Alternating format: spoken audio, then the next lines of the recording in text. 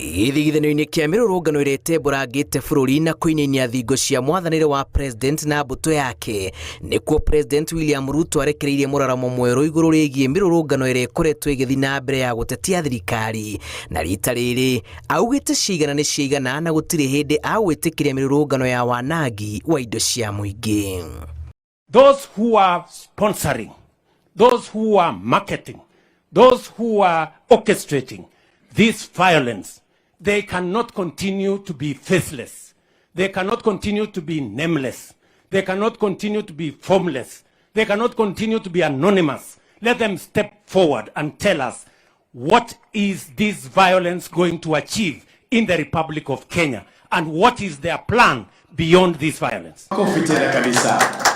Arĩ kanitha-inĩ wa Africa Gospel Church mwena wa Chebango kaunti-inĩ ya Bomet, President arauga nĩ kĩeha kuona kũrĩ na andũ mehithanĩtie mĩrũrũngano-inĩ ya andũ ethĩ mehotorete kwaka ndoro mwathanĩre wa thirikari, na aya nĩo President arorota akĩmoria meyumĩrie kũrehe kĩhonia kana makire. Walisema tusipitishe finance bill.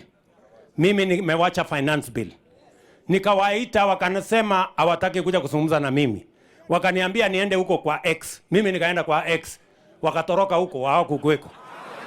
Wakaniambia tuitishe mazungumzo. Nimeitisha mazungumzo, wamekataa. Nimewaambia wanaendelea kusema wao ni faceless, wao ni formless, sijui wako nini. Mimi nimewaambia sasa, my friends, you know, I have given a chance to everybody to say whatever they want. You know, it cannot continue like this. The country is much more important than any group of people. We must stand together as a nation, protect our nation, and make sure that Kenya is a democracy. Arori arĩa makoretwo makiuhĩrĩria gĩcinga kĩa ndoro ndũrũ ĩrĩa ĩtirĩtie maithori wathani wake meyumĩrie na kũrehe kĩonia kĩa maũndũ marĩa magomeire bũrũri, amu gũtirĩ hĩndĩ thirikari ĩkũmahe kanya kangĩ ga guota mwaki a Kenya marĩ heho-inĩ.